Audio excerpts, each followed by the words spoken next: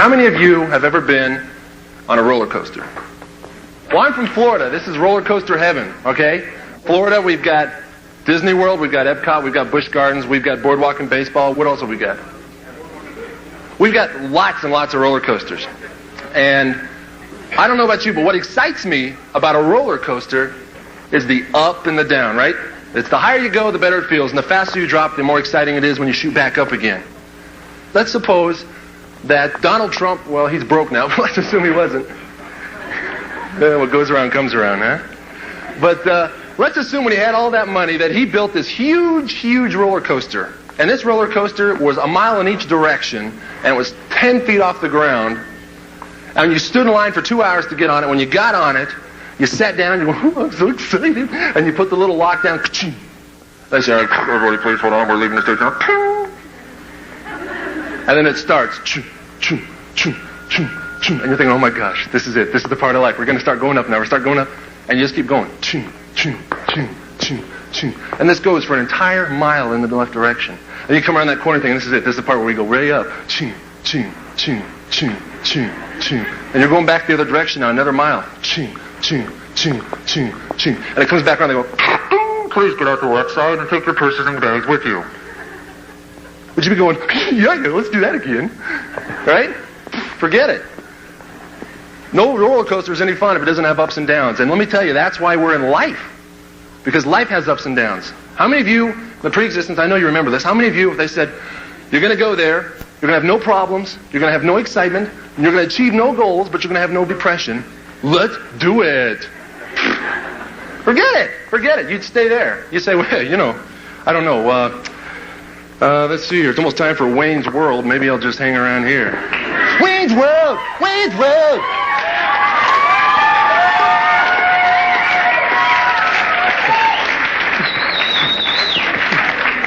Yeah, anyway. So that's why we're here, because we knew it was going to be a roller coaster, and you guys, you should stop getting pumped and nervous every time you go for a down. You're all here on the roller coaster, you're all going up, you're all going down, and you're like, every time it goes down, you're going, oh my gosh, the Lord's punishing me. He's not. It's part of the game. It's part of the plan. We're going to have ups and we're going to have downs.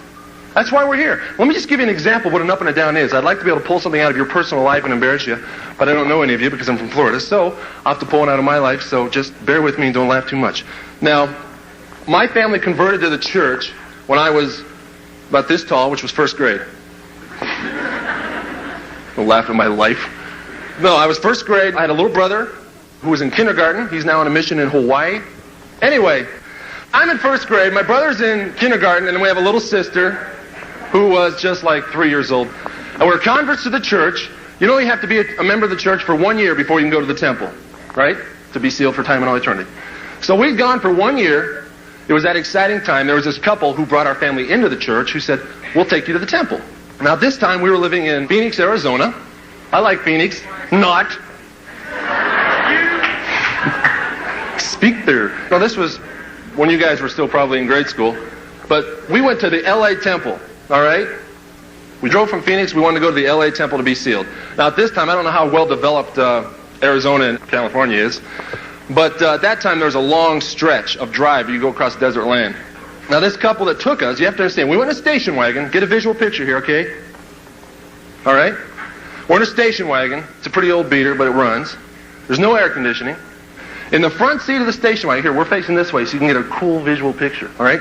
So in the front seat of the station wagon is this couple who's taken us, right? And in the middle seat is my mom and dad. And in the back end of the station wagon is me, my brother, and my sister. We're laid out blankets and pillows and those little games where you draw them and you pull the top off and it erases and you do it again. That stupid thing. Parents think it'll keep you busy for hours. Here, just play with this. Gee, Mom, thanks.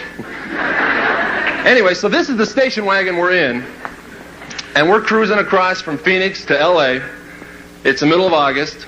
You know how hot that is. I just heard on the radio this morning, for those of you from Phoenix, yesterday they hit a record high of 120 degrees. I swear. Cool, huh? Yeah, I love that town. Anyway, so we're in this car, no air conditioning, August. There's 2, 4, 5, 6, 7 of us in there, right? Now, you have to understand, at this time, there wasn't a whole lot of development. You know, you drive down this long, long road in the middle of nowhere, and then you'll come across a gas station and a restaurant, and then you eat and you get gas, and then you go on to the next one, and you just keep going like that, right? So this is what we were doing. And we come across, you always know when you're coming across a long stretch because there'll be a sign that says, no fuel, no food for the next 90,000 miles. And so you got to stop and get some gas and get some food, all right? So we're cruising across here, and we come to this point, all right, last time to eat, last time to get gas, so let's all pull over and eat. So we pull over, they fill up the car with gas, we go into this little schmoozy cafe, and we have a wonderful, wonderful lunch. I had this great BLT platter with all these fries and a big chocolate shake, and we all just had a good lunch. You don't have to eat, you just want to sleep. So we get back in the car, we're snoozing, except the driver. And there's the two up front, so you have to get the picture again. There's the two parents, this is after we get back in the car, two people who are driving. In the middle seat's my mom and dad, but this time my little kindergarten brother is sleeping across their lap. And then in the back end is me and my sister sound asleep on all the pillows and blankets. So we're sleeping, we're going clear across this middle of nowhere, and I'm sound asleep and having good dreams about those fries and stuff. And obviously you couldn't tell that I love food. Anyway, I'm sound asleep, doing really fine, and I wake up to this blood-curdling scream out of my little sister. I mean, ah! Just screaming! And I shot out, and I said, you know, and the guy driving the car said, and I looked over at her, and she looks like, for a second, for a split second, it looks like her brains are coming out of her head. And her skin's coming off her body. I'm going, and then I scream, ah! And then I look, and then it dawns on me, I threw up while I was sleeping.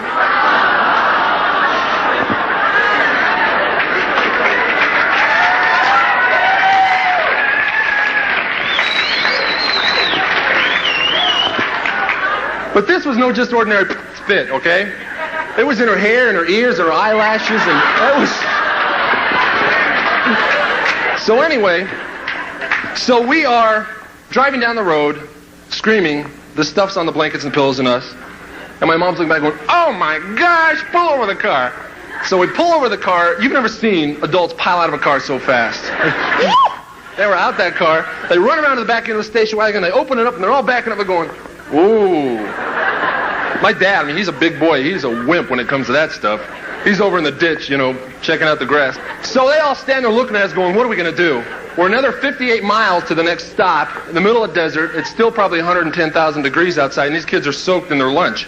And so they said, there's nothing we can do but take the pillows and blankets, which we've now pretty much destroyed, and leave them behind.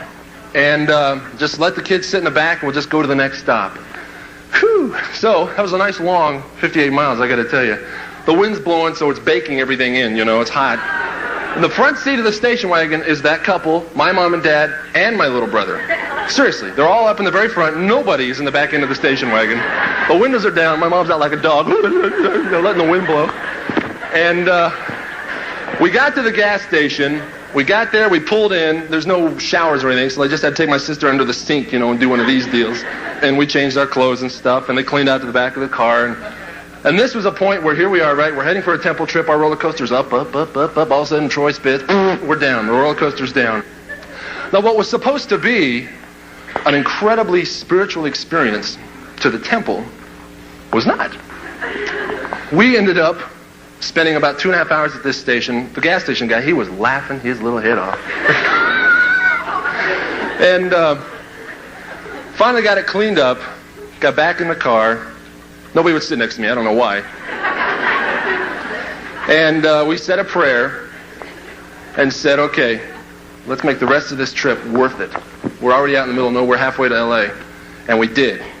My mom, she's a pretty spiritual woman. She held us together. We sang a lot of church songs, and they didn't feed me for 2 days, but we got to the temple. We had an incredible experience. We were sealed for time and all eternity. We returned home. Everything was fine, and it ended up being an incredible experience. And except for that one little moment, which is on the back of our minds, which still goes down in our book of experiences. But what you don't seem to understand, now that's an up and a down. What you don't seem to understand is that every up and down link somewhere. It doesn't make sense now, I know. But if you look back And I don't do it now because I don't want you to all drift off in Twilight Zone. But if you look back later at your life, you'll see some of the ups and downs, and you'll go clear back maybe 3 or 4 years, and you go, I never understood why my parents made me move in the middle of the school year and make new friends. And now you're living in some place where you probably have a boyfriend or a girlfriend, or you got a good job, or your dad has a better job and he can do better things for you, or something. There's always some reason why these things happen. They're a chain of events. So what I want to do is I want to just share with you, because again, I can't suck it out of your little mind. I want to suck it out of my little mind and give you a chain of events out of my life, a real short one, just so you can get an idea of how these things work. And then we'll diagram the roller coaster for you and you'll understand the whole concept, okay? So, the youngest person here is 14, right? Everything's 14 or above? Well, anyway, I was 12. So let's go back that far. From 12 to today, all right, this is essentially the roller coaster that my life took, all right? And it starts out, I'm a football fanatic. I love football. Yeah! Woo! All right. Anyway, so from 12 years old, I grew up loving football. My dad played high school ball. My dad played college football. My dad played pro ball for the Kansas City Chiefs before he was injured and left out. So I grew up loving football. And I never knew you could play as a kid. I always assumed that when you got into high school, you tried out and you played. I didn't know that when you were 12 years old, you could play football. My dad and I were driving to the grocery store one day, and we're driving down the road, and I looked to my side, and I see this kid. He's about my size, about my age, and he's wearing a football uniform. I said, Dad, pull over, look. That was my voice before puberty. And I said, look, that guy's playing football. So we pull over, my dad says, excuse me there, son, can you tell me where you're playing football and all this stuff? And so my dad got the name of the place and the coach, and we went over there. And we met the coach, and he let me on the team. I was like, yes. My roller coaster was up. Golly. I'm thinking, this is cool. I'm on a football team. I'm wearing the big bad uniform. I'm 12 years old. I always make up excuses at school. I knew there was a practice after school at 7 p.m. I'd ask my teacher at 2:30 if I could leave because I had to put my uniform on. So I'd come back into class wearing my shoulder pads. I'm going to football practice. Me, football. Thank you. And I'd wear it for 3 hours. Because I loved it. I didn't care if I could play or not. I just loved being a part of that football image. And as a matter of fact, I didn't play that entire season. I rode the bench. I had the whitest pants of anybody on the team. I mean, they were so clean. I was always proud of my clean uniform. I didn't know it was because I wasn't playing. And till the second to the last game, I'm sitting there on the bench, still doing what I always do, playing with that little board where you pull the top off and erase it. And the coach says, Dunn. Come here. Me? And I was all excited, and I got down there. I said, yes, coach, yes. He goes, all right, I'm going to put you in. This is the play. I want you to go out there, get in the huddle, tell them, be calm, play tough. Gives me a little slap on the booty. You know how they do that. I'm like, oh, my gosh. I'm looking back at my mom. I'm like, so I go running out there, and I get down in the huddle. The huddle's in a big circle. And I get down in the middle on one knee, and I say, okay, all right, this is the play. It's 21 base. I start laughing. I go, you guys are so stupid. You're all in the wrong huddle.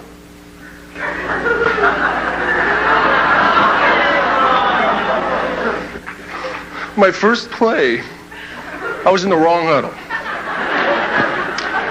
Yep. All of a sudden I realize, and I stand up out of the circle looking around, and my teeth are going, come here! My mom's got this bag over her head. It was terrible. It was humiliating. So I finally ran over to the right huddle, got in the middle there. I'm supposed to get in the middle of the circle, and they give you the play, and they're like kicking me and everything. Anyway, that was the second to last game, and that was the last time I played, believe it or not. And the next game I didn't play. I just sat there and rode the pine with my still clean white pants. So my roller coaster was down. Bad time. But I met a friend over the summertime, and he said, next summer, let's go out and play for the same team. Now we're going to be big 13 teenagers. I said, cool. We'll play out for the same team. We went to the original tryouts where you just kind of go through an interview, and they ask you where you live, make sure you're in the right region. And we made it. My best friend and I were on the same team. My roller coaster was back up again. So there's the first day of practice, and we're out there, and they have everybody lined up in these different little lines. Like one line's getting their helmets, one line's getting their cleats, one line's getting weighed, one's getting measured, one's getting everything, all the way down the line, and just go from line to line. I'm sitting there in one of these lines. I see my best friend in the next line. We're like going, yeah, we're bad. Look over there, my dad's over there talking to the coach. I'm thinking, cool. I'm going to suck up to the coach, give me a good spot. That's good. And we're all excited, and then I see my dad go, Troy, come here. I said, be right back. And we're like, yeah, Dad. He goes, listen, we got a problem. I said, what? And he said, the 13-year-old league has a height and weight limit, and you're too big to play football. I said, I'm too big to what? They said, yeah, there's too many mothers here who have boys, and they're afraid you're going to hurt them, and you can't play. I said, really? So what's that mean? He said, you can't play. You're finished. So I went back through each line, and I gave back my helmet, I gave back my cleats, gave back my shoulder pads, gave my best friend a little handshake, and walked out. And I didn't play then for 2 years because of that rule. Finally, I get into 9th grade, where they want you big, and they want you tall. And I walked onto that team, and they immediately gave me a starting spot, and they immediately started building up the plays around me. My roller coaster was going, ooh, you're getting fast. So now I'm back on top. I'm going, that's all right. I want to go back to that place where those dudes told me I couldn't play and stomp on their heads because I'm bad now. And so I enjoyed my 9th grade year. I had a great 9th grade year. Now, I don't know how it is where you're from. Where I'm from, 9th grade is the last year of junior high, and 10th goes into high school. I know some of you have that differently, but that's how it was for me. So anyway, so we're going into 10th grade that summer, and I'm starting to get excited and lift weights and run and pump iron. And because I live out in the country, and I'm getting ready to go to this new high school because we're going from junior high to high.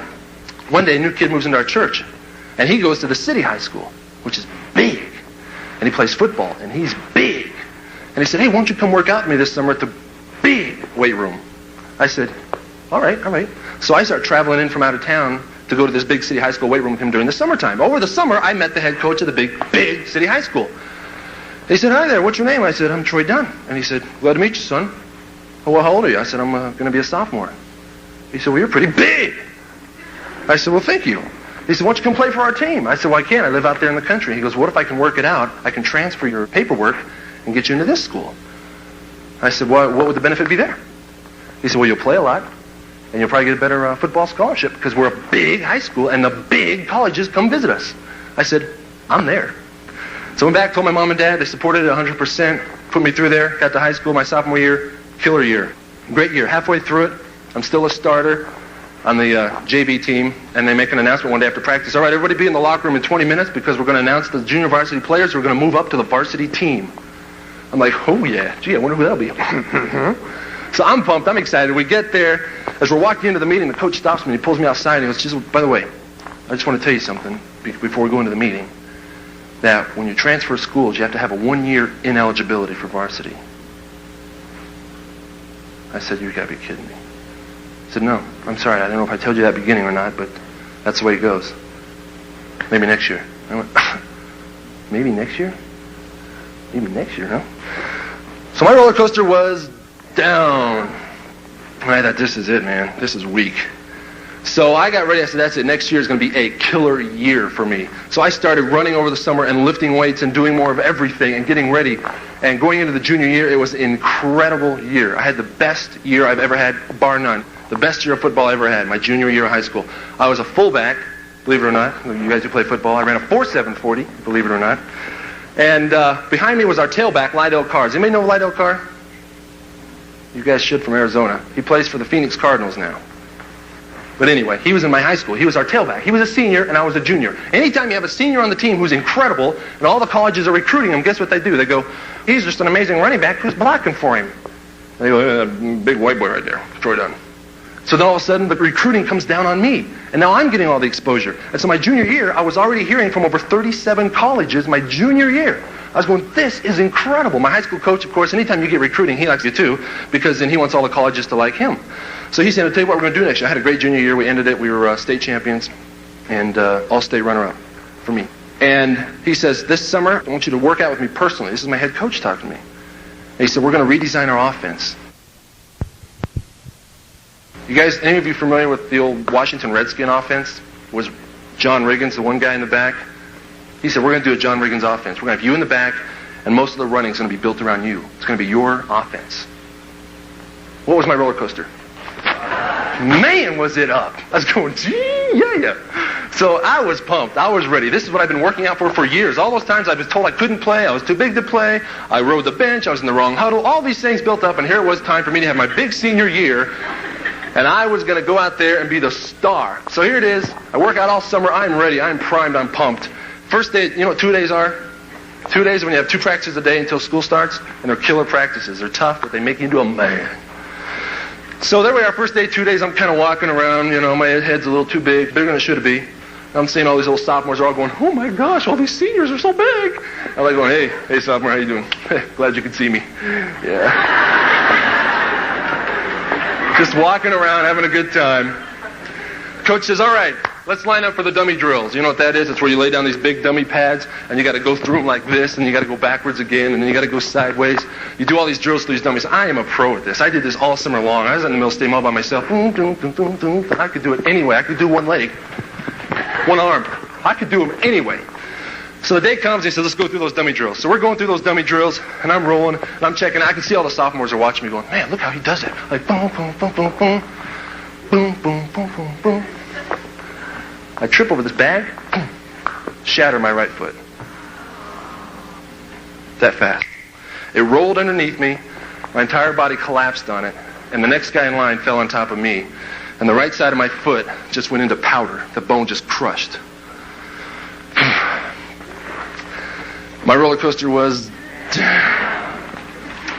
big time. So I was bummed. I tried to get up and act like it didn't hurt and tried to like run on one foot, and of course they could tell something was wrong. So they put me in a cast, and that was the end of that. So I rehabilitated as quick as I could, did as much workout as I could over the football season. I came in time for the last 5 games of the season.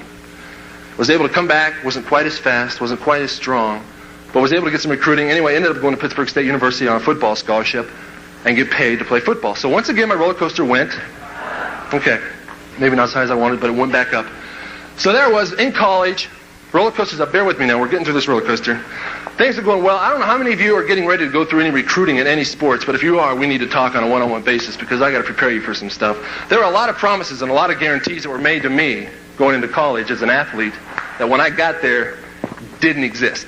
Nada, no. All right? Whether it was money or prizes or things for my dorm room or anything, it wasn't there. So I got there instantly. I was depressed. I played, had a good time, but it wasn't the same. It became a job. It became a point where you score a touchdown, you get some gas money. You fumble the ball, you lose your stereo. I mean, it was just this kind of job thing. I said, man, this is not it. And so even though I was majoring in radio television, which is my love and my life, my grades were dropping because I had no interest in anything. I was depressed. So my roller coaster was down. So at Christmas break, I told my parents I wasn't going back to school. I didn't go back to school. And I decided I'm going to set out in the world and I'm going to make it without these guys. I'm Mr. Radio Television. I'll do it. I'll do it. So I went out and started applying for radio jobs and stuff. Nothing happened. I sold vacuums. I sold telephone systems. I sold used cars. I did everything but what I was really supposed to be doing, what I wanted to do. Because I wasn't able to get out of that down rut in my roller coaster. Finally decided I got to start looking back up again. This roller coaster's got to go back up sometime. So I started focusing on what I really wanted to do. So I got back out there on the street and I started going to radio stations again looking for a job. I'd only done a radio disc jockey job one time when I was 15 years old and I was on an AM radio station. It was a high school deal, no big deal. But I went in there and said, this is what I've done and I really want to do it.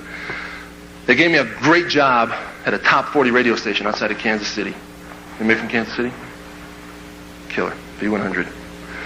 And I started out and they said, okay, well, I'll put you on the air midnight to 6. You can't talk. Just play the tapes. Cool. I'm like, cool. I'm on the radio? No problem. Boom, boom, boom, playing tapes. Gets a little better. He goes, all right, top of the hour. You can just say the time. Cool. No.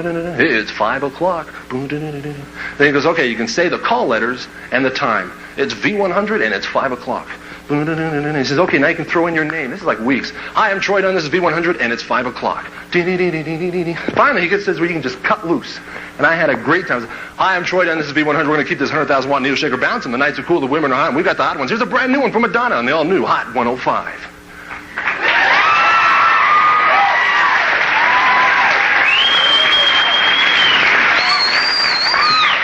And I had a good time. I had a great time.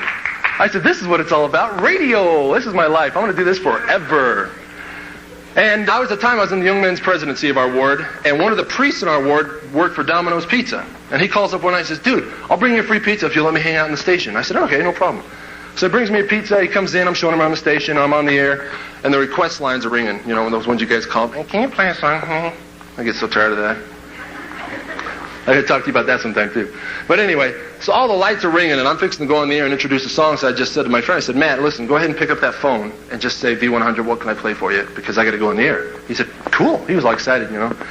So anyway, so I'm on the air and I see him over there and you can't hear once I put the headphones on. I can just see him going.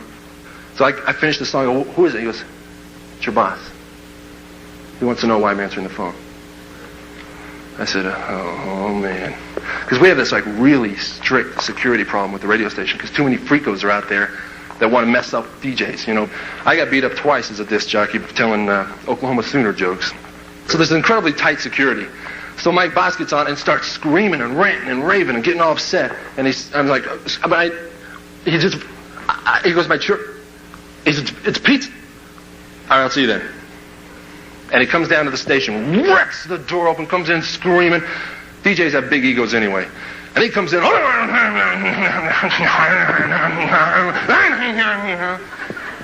right in the middle of the song. I said, pull out my headphones, and I handed them to him. I said, you're on the air. And I left. Gone. And that was the end of my radio. Down. Man, this roller coaster is getting too much for me. I'm thinking, I can't do this anymore. My dad told me about a friend of mine who is a movie broker. You know what a movie broker is? It's somebody who finances movies. It's not he has the money, but he gets together, people says, okay, Madonna's making a new movie, it's $20 million, you give me 10, you give me 5, and you give me 5, and we're going to put it together, and you're going to own a piece of the movie. He's a movie broker, okay? That's what a movie broker is. So he's in New York City. My dad says, well, you know, he's a movie broker. Maybe if you go up and meet him, you can get into the movies or something, right? Typical kid from Kansas, and I'm like, okay, all right, New York City, I'll be a star. And so I make a grand exit. Which don't ever do this, okay? Until you know something's real, don't ever make a grand exit. I had a farewell party for all my friends. We had big Hollywood signs and banners everywhere. Sold all my furniture in my apartment. Everything. Told everybody, babe, next time you see me, you'll be reading about me. Whistle. And took off. Got to New York City, realized that this guy I knew was definitely a bigwig in the business. He took me to some Democratic dinners. I got to meet some big-name people and talk to some big things. And he told me about a couple of people who were going to get me jobs on a movie crew, and I was going to work my way up. I'm like, yeah. So my roller coaster was going way... And then I spent 2 weeks with this guy, and we did all the fun stuff. He showed me all around town. Oh, let's go have dinner at Hard Rock Cafe, and let's go down here to the Radio City Music Hall and see a play. And we did all this fancy stuff. You know what? He never really introduced me to anybody that was going to do anything. He was just all a bunch of talk. So after about 3 weeks of this, I'm realizing this guy is a hoax.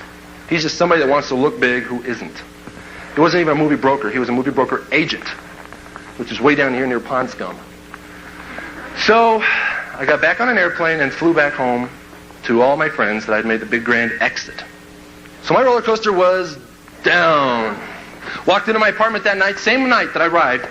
Walked in the apartment, dropped my luggage. Walked in, you know how you're depressed and you just want to be? Like, don't even try to cheer me up. And I walked in, didn't turn on the lights, went over to the radio, turned on some real slow songs, you know, it's just something that really, really depressed me. And have you ever laid on your couch where you lay upside down with your head down? I laid there. I'm such a jerk.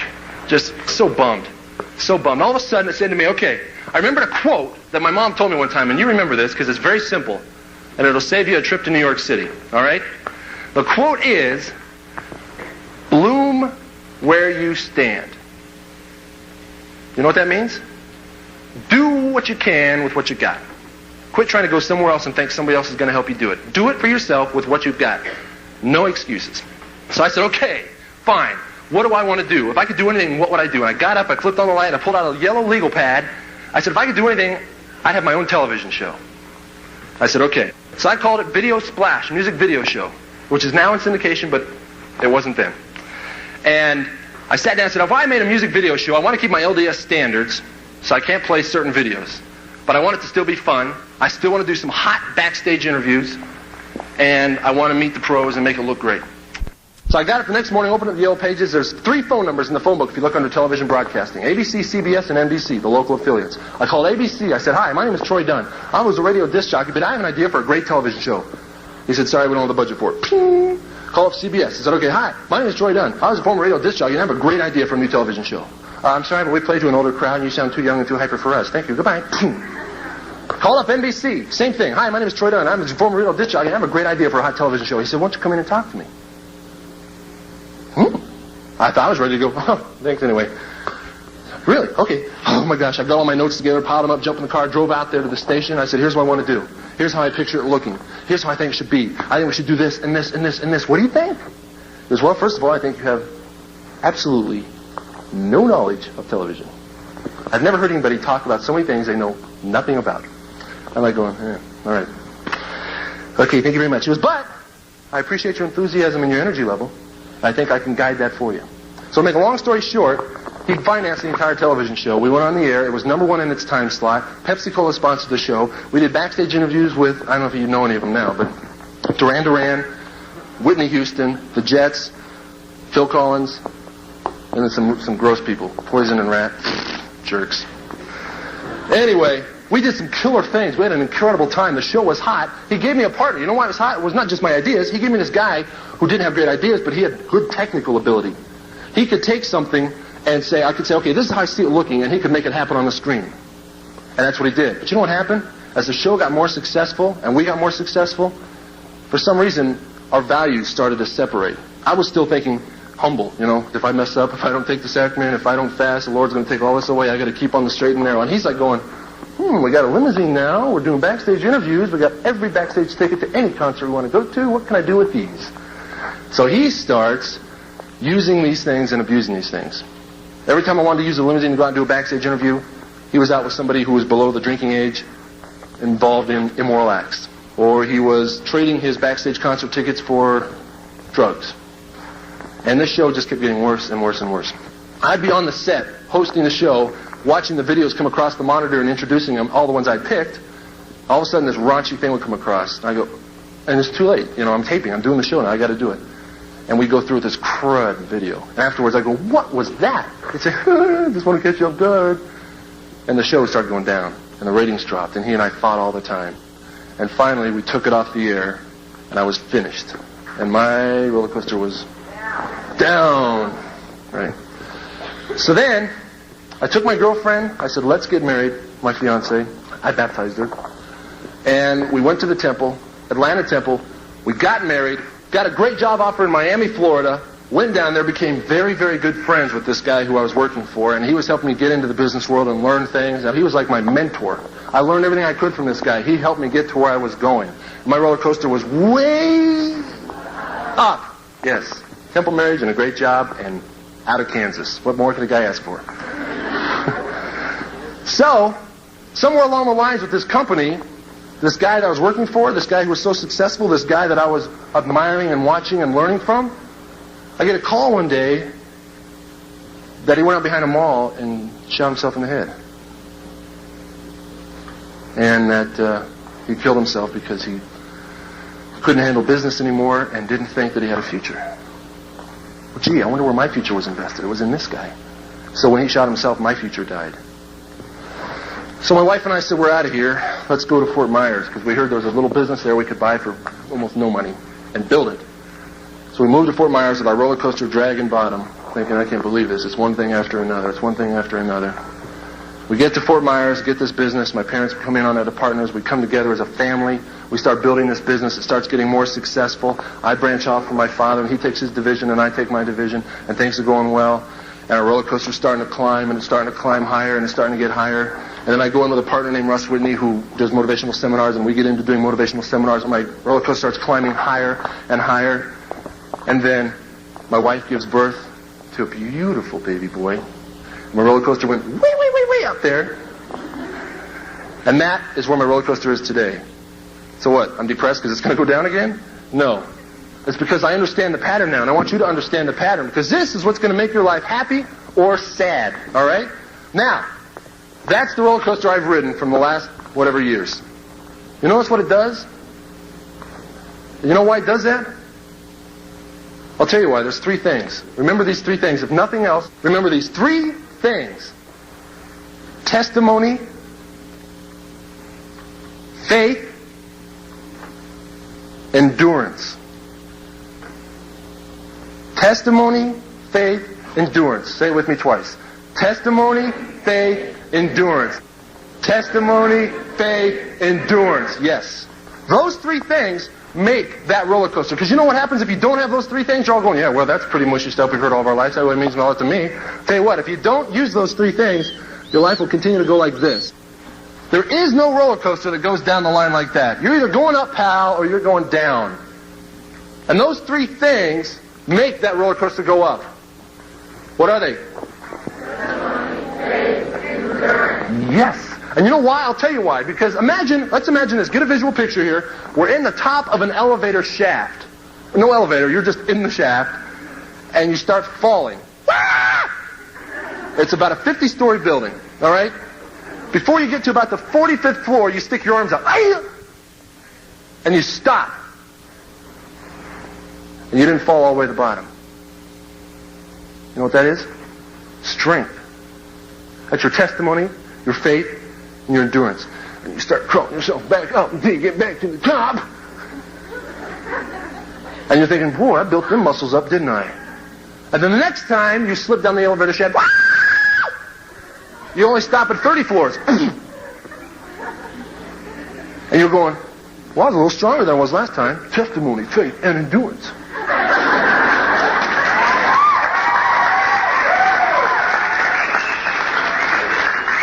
And every time you fall, your arms get a little stronger.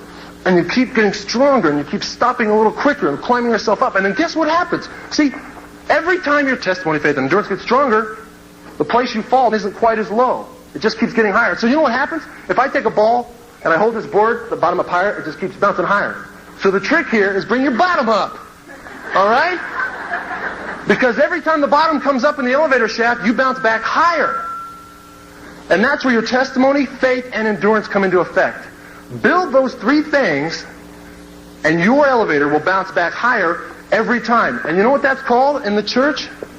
It's called eternal progression. Yes. Can you say that with me? Yes. Yeah. That's what it's all about. It's your friends, or your associates, or your acquaintances, or your relatives who don't have a testimony, don't have any faith, and have zippo endurance, that each time they fall, they get a little lower and a little lower. They're going, oh man, this is just great. This went wrong. Oh my gosh, now here's another one. I can't take it anymore. I'm just getting worse. And before long, they're down and out, and they're doing what my friend did. They're shooting themselves in the back of the head in the back of a mall. Or they're dropping out of school, or they're getting pregnant early. Bring your bottom up. That's my message. Testimony, faith, and endurance. And bring your bottom up, and I can promise you, you're going to ride the world's most exciting roller coaster you've ever been on. And I say this in the name of Jesus Christ, amen.